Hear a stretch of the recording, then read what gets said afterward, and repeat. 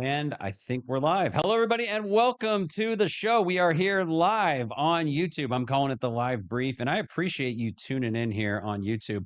As you can see, we have a new format here. We got the topics of discussion listed right here. So you got to let me know what you think. So we're going to be talking about the Jeju Air report that was apparently going to be released and then retracted because of how upset the families were and some of the pilots. Then also the Delta engine fire. I'm going to cover that from a different angle. I'm going to show you how pilots actually go through and run this procedure and handle a situation like that. I'm going to kind of give you an inside look to show you how that goes. And then as far as the cockpit barrier, the secondary doors that were supposed to be installed, that just got pushed back another year. FAA granted one more year. The airlines were happy about it. The unions not so happy about it. And then we have a tiny Air India update. So we're going to get to cover all that and more. So let's get started. Before I do get started, let's point out here this new format. Shay is no longer in the shot right now because of this. It would kind of cover her. Wasn't making sense. What do you think? Do you like this new format? Do you want to have her in, or should she be behind the scenes and I give her like another camera shot? But, it's been fun reading the comments and seeing what you guys think. All right. One last thing before I jump into the Jeju Air report. I wanted to ask you guys, what do you think? What did you think about a sponsor? I took a sponsor on my last video. I have an offer for another sponsor, and I'm very democratic with you guys. I like to hear your opinion. What's your thoughts? I got offered a sponsorship with BetterHelp. I am not a big therapy guy myself, but I know a lot of people that find it beneficial and that it works for them. And as far as for this channel goes, if I put it on for 60 seconds and but I've seen some people say that they're not a fan of it, so I want to know what your guys' thoughts are. Even if I'm not a big therapy, would it bother you if I decide to do that and take a sponsorship? Because again, that's money to this channel that can help me grow, and I actually want to donate and give it away to some younger pilots actually that are in, taking flying lessons. That's a whole nother story. So let me know your thoughts on that. And then finally, if you are watching this full show, what I'm probably going to do is take these different topics, cut them up and make them their own separate videos. So if you see those videos come out, that's why. Again, I want your feedback, the hate, the good, the love. Don't just tell me what I want to hear. Tell me how I can make this channel better and what I'm doing good, what I'm doing wrong, and how I can always be better. So with that being said, let's get started to the next one. All right, so the Jeju Air report came out, and this was apparently an interim report. And they allegedly had cited pilot error. They had said that a bird strike, we knew a bird strike had happened, but then there was, and again, if you don't know about this report, I didn't want to go into all the details, but this was back in South Korea, and I believe it was in December or January, one of the two, I'm forgetting. But the plane had gone around, came back, landed with the gear up, and slid into a concrete barrier. And I believe everybody except one, maybe two, that survived. And, so it was a very strange thing. I covered it when it happened and I talked about it. I only did one video on it. And now the reports are coming out and saying that it was pilot error and that the pilot had shut down the wrong engine.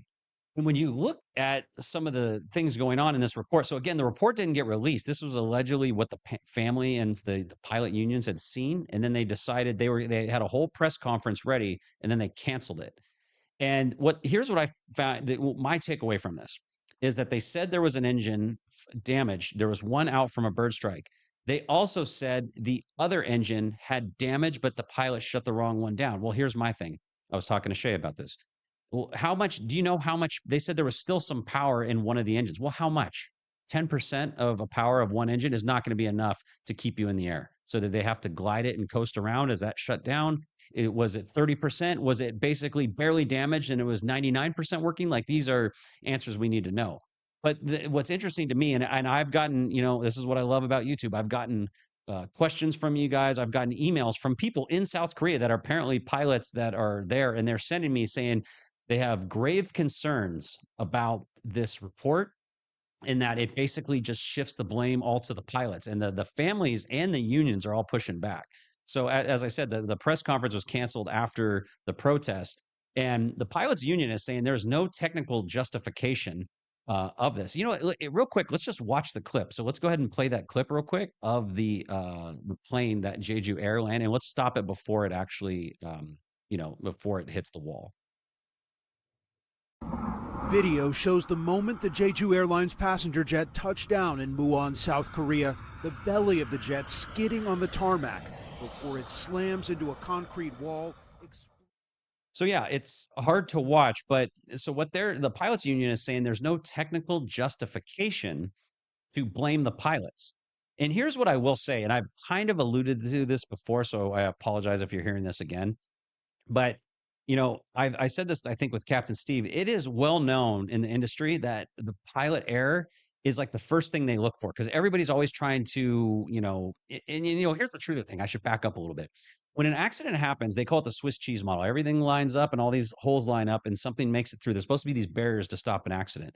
And when something happens, it's usually never one thing. There's multiple problems that line up. So when these problems line up, everybody's trying to defend themselves and like shift blame to somebody else. And they will 100% throw the pilots under the bus, especially when you're not alive to defend yourself. Because like, well, who cares? You're not here, so it's blame them. And it tends to go over better with public perception, in my opinion, that people blame the pilots because when you blame the pilots, it's like, well, oh, it's just that problem, but they'll fix the training. We know when it comes to aircraft or the airline, it's more systemic and people have issues there. So, again, I was looking forward to reading that report and I didn't get to do it. But the fact that both engines were damaged from the bird strike, I mean, that's crazy. Again, not saying that it might have not been pilot error. I'm just to make that clear. We don't have the reports, but it's a very common thing to shift the blame to pilot and just kind of to take off the heat from something else. Even if you can't 100% blame the pilot, well, if you can shift the damage, like, okay, it was 40% the pilots, and then it was 20% this, and then it was okay, we'll take 20% of the blame, I guess. So I guess we'll see. When I first saw this video, I'm like, this is either something crazy happened or this is like possibly like the biggest pilot error I've ever seen.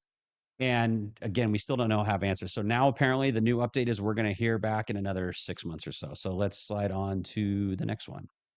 All right, so let's talk about the Delta engine fire. So let's go ahead and just play that video. Forced a plane flying out of LAX to turn back and make an emergency landing today. We want to show you new video from LA Flights Live showing the engine trouble on Delta Flight 446.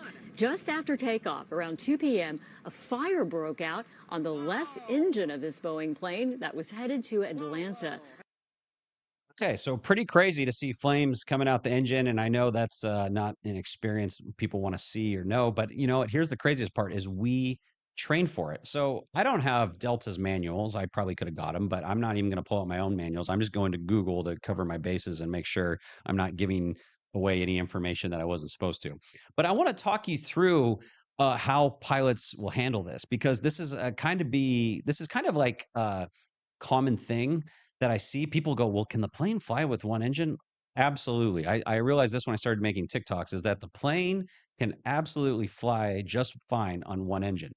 Now, this is what you would consider is called a V1 cut. A V1 cut is they line you up in the sim, you go for takeoff, and basically right at V1, they cut power to one of your engine fails, or a fire, and you take off with one engine right at rotation. Now, that's technically a V1 cut. This looks more like a V2 cut, although we don't know when the actual engine fire started. And not to mention, just because you have a fire doesn't mean you still might have full power, but you're probably going to have that indication that you have that. So let's just walk through. I'm just going to walk you through a profile real quick. And again, this is very like overview. I'm not going to get down to technical. And again, every airline is going to have their own, specific procedures, and even every airplane is different. But generally speaking, you're going to be flying along, and every flight has two things. You have what's called a pilot monitoring and a pilot flying. So pilot monitoring is the non-flying pilot, obviously, and that rotates just based on how you guys want to work it out. But typically, if I'm on the 777 and I do one flight over, the captain asks me, "Hey, which flight do you want?" Okay, I'll take it over. He says, "I'll take." He takes it back. So let's say I'm flying and I'm going down, and all of a sudden I'm rotating. I'm going to take off, and the captain says positive rate. He's going to say, "I'm going to say gear up," and all of a sudden you're probably going to get a triple chime, a red warning right in your face. So the first thing you're going to do is say, at least for us, we say my aircraft, and you hit that button, you say my aircraft, and you that's saying that like I'm flying the plane, I got this under control, and you're going to fly. Now the 777 has an automatic rudder system that automatically. Okay, so most people don't realize this too. When you take off, the engines are keeping equilibrium. You don't need rudder on takeoff. So basically as you rotate up, like you do need it on the pedals to steer, but once you're in the air, you really don't need any rudder. But the second one of those engine goes, you have to correct with rudder. But what I was getting at is the 777 has something that automatically, I think it's called the TAC, it automatically corrects the rudder.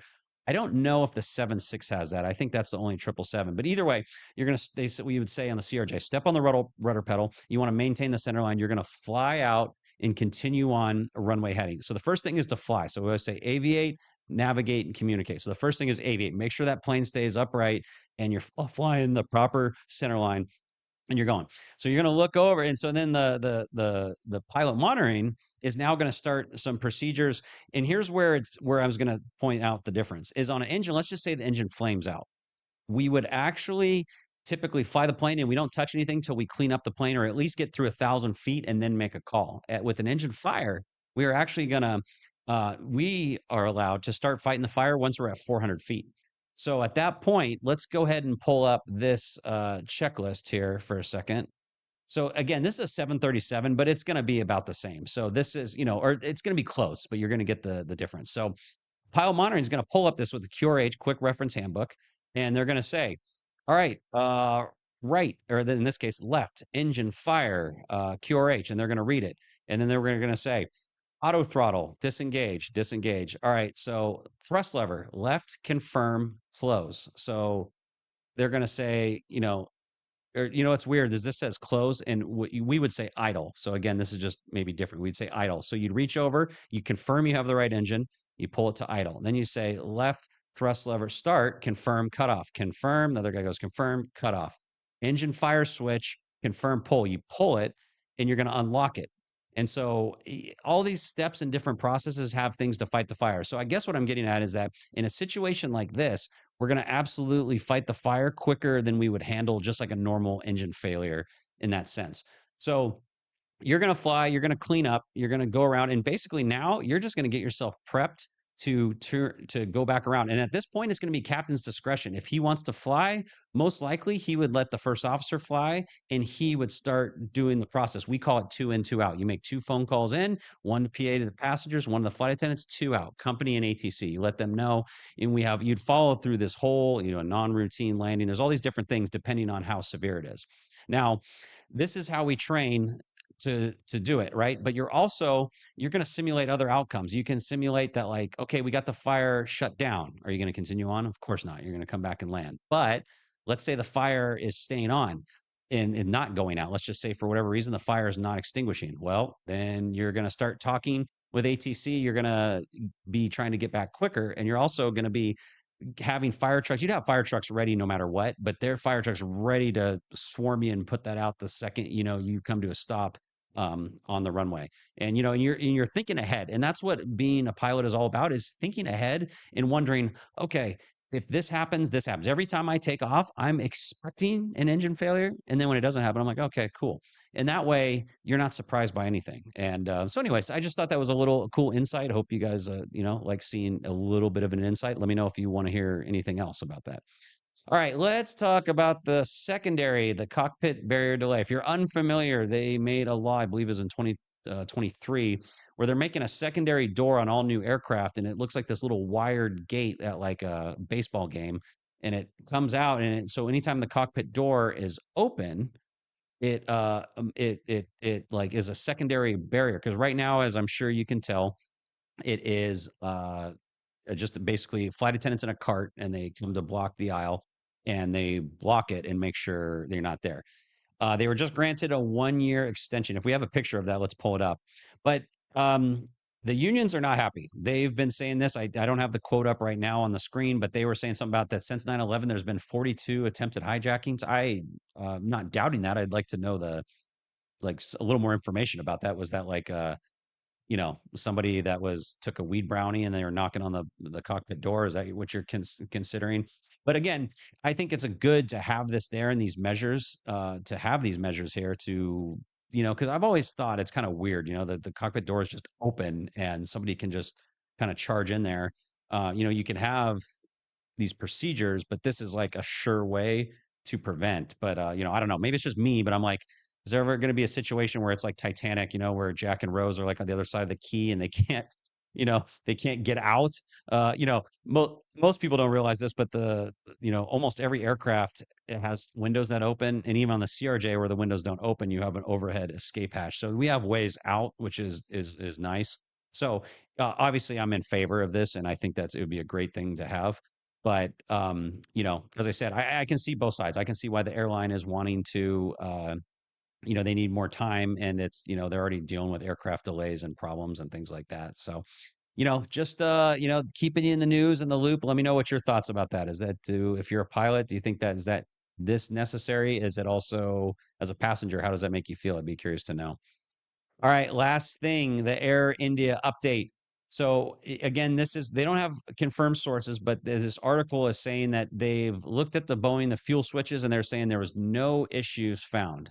Now, again, this isn't from the preliminary report, and I had a good point. I just saw in Captain Steve video, they said, well, they they said that they were in like a big high profile case, and he was a juror, and he watched the media get it wrong, and then until the facts actually came out, it was like, he said it was only like 40% was actually accurate. So this is why with the Air India thing, I'm always keeping this with a grain of salt, because where's your source? How do you just throw out an article? Anybody can type up words on a paper and throw it out. I'm supposed to just completely believe you? Like, yeah, maybe.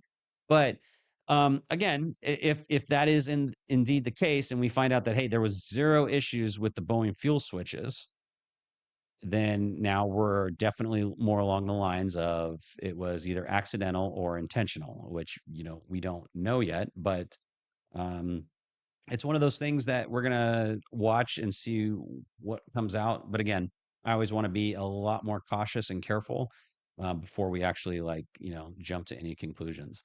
So, guys, thanks for watching. This is just the quick live stream. I'm not going to do any questions because I got a date night tonight. Shane, I got a place to go to, but I just wanted to get this video out, a little bit of a live show. Appreciate you guys as always. Let me know what you think. I'm going to chop these videos up into shorter segments, and until next time, stay safe.